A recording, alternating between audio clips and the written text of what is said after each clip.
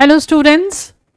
सो आज हम बात कर रहे हैं बायोटेक्नोलॉजी की, जिसमें 2 चैप्टर हैं और हम आज बात करेंगे chapter number 11 biotechnology principles and processes. NCERT में इस चैप्टर के एंड पे जो सबसे पहला क्वेश्चन है वो क्या है?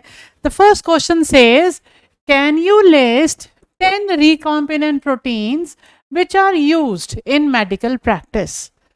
सो वो हमसे नाम मांग रहे हैं 10 रिकॉम्बिनेंट प्रोटीन्स का जो हम यूज करते हैं मेडिकल प्रैक्टिसेस के अंदर।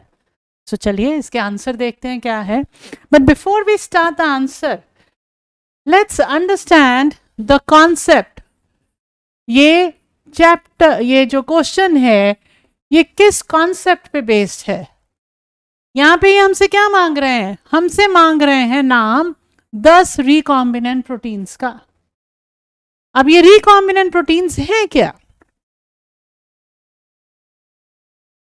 रिकॉम्बिनेंट ऐसे प्रोटीन्स जिनमें कोई रिकॉम्बिनेशन हुआ है, और ये रिकॉम्बिनेशन कैसे होता है, ये ही इसका कॉन्सेप्ट है। This is possible with the help of recombinant DNA technology.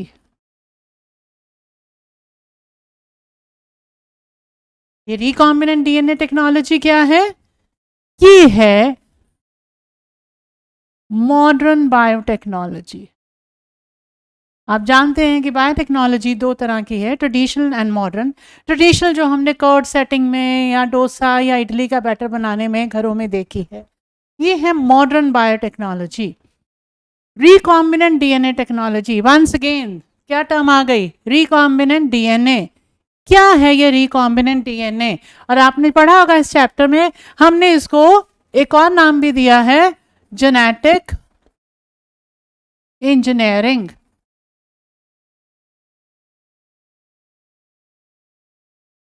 So recombinant DNA क्या है? अगेन वो डीएनए जिसके अंदर कुछ रिकॉम्बिनेशन हुआ है। ये रिकॉम्बिनेशन क्या है? ये रिकॉम्बिनेशन ये है कि हमने इस डीएनए के अंदर कुछ तो नया ऐड कर दिया है, कुछ तो नया ऐड किया है, कुछ फॉरेन इसके अंदर ऐड किया है। और वो कुछ क्या है? ऑब्वियसली डीएनए है। तो इसका जो केमिकल स्ट्रक्चर है और जो नया चीज़ आ रही है उसका केमिकल स्ट्रक्चर सिमिलर चाहिए। सो वो भी एक डीएनए ही है। और डीएनए, व्हेन आई से डीएनए, एक्चुअल में मेरा मतलब क्या है? मेरा मतलब है कि वो एक जीन है। कौन सा जीन? ऐसे थोड़ा ना कोई भी जीन ऐड कर देंगे। ये वो जीन है जिसमें मुझे इंटरेस्ट है। सो वी से this is gene of interest. अब इंटरेस्ट मुझे क्यों है इसके अंदर? इंटरेस्ट इसलिए है क्योंकि ये जीन एक ऐसा प्रोटीन बना रहा है जो हमारे लिए यूजफुल है, जो हमारे लिए यूजफुल है। और हम ये चाह रहे हैं कि ये जीन किसी एक पर्टिकुलर ऑर्गेनिज्म में आ जाए। और ये जीन ऑफ इंटरेस्ट या इस टेक्निक के बारे में जो हम बात कर रहे हैं, हमें सबसे पहले ये रिकॉम्बिनेंट डीएनए किसने बना के दिया था? ये रिकॉम्बिनेंट डीएनए सबसे पहले बनाया था किसने? ये बनाया था साइंटिस्ट ने। 2 साइंटिस्ट हैं जिन्होंने ये बनाया। और ये 2 साइंटिस्ट कौन हैं? ये है कोहन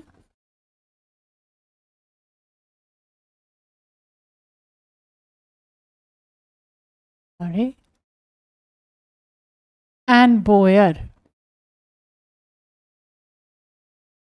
1972 में बनाया था। और मैं आपको साथ साथ एक्सप्लेन करती जा रही हूँ। इन्होंने क्या किया था? इन्होंने देखा कि साल्मोनेला टाइफीम्यूरियम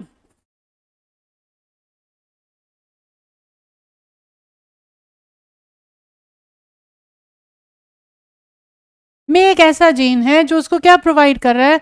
वो उसको एंटीबायोटिक रेजिस्टेंस दे रहा है, उसको एम्पीसिलिन के अगेंस्ट, स्ट्रेप्टोमाइसिन के अगेंस्ट उसको रेजिस्टेंस दे रहा है। तो इन्होंने, इनके लिए ये जीन इंटरेस्ट था। So this is a gene of interest. कहाँ से इन्होंने उठाया? साल्मोनेला टाइफीम्यूरियम से। उस जीन ऑफ इंटरेस्ट को इन्होंने कहाँ पे शिफ्ट किया? इन्होंने शिफ्ट किया आइशोरेशिया कोलाई में। तो आइशोरेशिया कोलाई इनके लिए क्या हुआ? होस्ट। अब उस होस्ट तक ये जीन जाएगा कैसे? वहां पे हम क्या करते हैं, इस डीएनए के सेगमेंट को एक वेक्टर के साथ ऐड कर देते हैं। वेक्टर वो जो इसको यहां से लेके होस्ट तक लेके जाएगा। जैसे कि बहुत कॉमन एग्जाम्पल क्या है कि हमारे पास है एनोफिलीज मस्किटो, जो प्लाज्मोडियम वाइवेक्स मलेरिया का जो कॉज करने वाला ऑर्गेनिज्म है, उसको वो एक ह्यूमन होस्ट से दूसरे ह्यूमन होस्ट तक लेके जाती है, तो वो क्या है, वेक्टर। सिमिलरली यहाँ पे वेक्टर कौन हो सकता है, प्लाज्मिड हो सकता है, कॉस्मिड हो सकता है, बहुत सारे वेक्टर्स हमने देखे हैं। सो वो वेक्टर के साथ ये डीएनए कंबाइन करके जाता है होस्ट के पास, और यहाँ पे होस्ट मैंने आपको बताया कौन था, आइशरीशिया कोलाई। अब ये होस्ट कैसा हो, हम कहते हैं कि ये होस्ट कॉम्पिटेंट होस्ट हो। कॉम्पिटेंट मतलब ये इस डीएनए को एक्सेप्ट करे, इसको अपने डीएनए का हिस्सा बनाए, इसको एक्सप्रेस करने दे, और जो प्रोटीन्स बने उसके एक्सप्रेशन से उसको यूज करे। नॉट ओनली दिस, ये मल्टीप्लाई भी करे ये जीन, आगे और बहुत सारी कॉपीज बनाए जो आगे की जनरेशन्स को पास भी हो जाए। सो ये है रिकॉम्बिनेंट डीएनए टेक्नोलॉजी। इस रिकॉम्बिनेंट डीएनए टेक्नोलॉजी को यूज करके हमारे पास जो भी प्रोटीन्स बनेंगे उनको हम क्या बोलेंगे, रिकॉम्बिनेंट प्रोटीन्स। तो now let's come back to that answer कि ऐसे रिकॉम्बिनेंट प्रोटीन्स कौन से हैं। तो सबसे पहले इंसुलिन, बहुत कॉमनली आप पढ़ते हो, बहुत कॉमनली आपने इसको सुना है। इंटरफेरॉन, और एक इंटरफेरॉन नहीं बनाया हमने, हमारे पास इंटरफेरॉन अल्फा है, हमारे पास इंटरफेरॉन बीटा है। इंटरफेरॉन पता है ना क्या थे, इंटरफेरॉन क्या था, इंटरफेरॉन हम पढ़ते थे कि जब कोई वायरस इंपेक्ट करता है तो जिस सेल को उसने इंपेक्ट किया उसके आसपास के सेल्स जो प्रोड्यूस करते हैं ताकि वो उनसे उसके इन्फेक्शन से बचे रहें, वो इंटरफेरॉन्स थे। तो हमारे पास इंटरफेरॉन्स हैं। Then we have coagulation factors, बहुत सारे बनाए हमने कोएगुलेशन फैक्टर्स।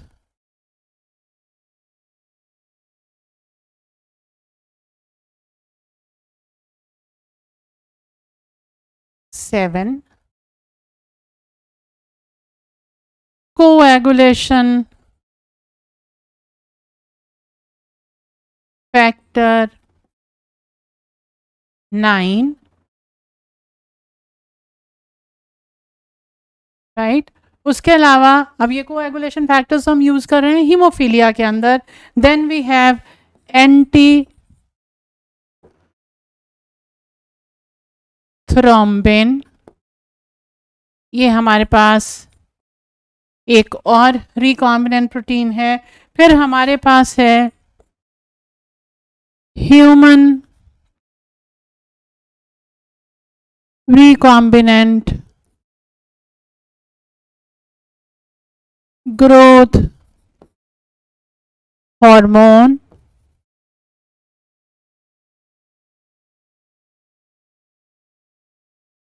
बहुत सारे हैं, आपको नेट पे बहुत सारे मिलेंगे। हम बात कर रहे हैं उनकी जो आप कॉमनली स्टडी भी करते हैं, डीएनएज। 9th है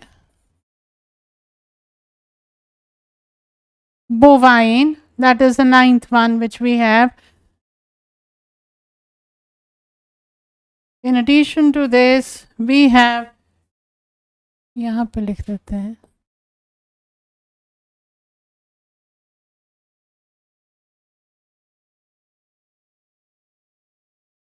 टिश्यू प्लाज्मिनोजन एक्टिवेटर। तो ये हैं हमारे पास 10 रिकॉम्बिनेंट प्रोटीन जो कि हम अपनी मेडिकल प्रैक्टिसेस में यूज करते हैं।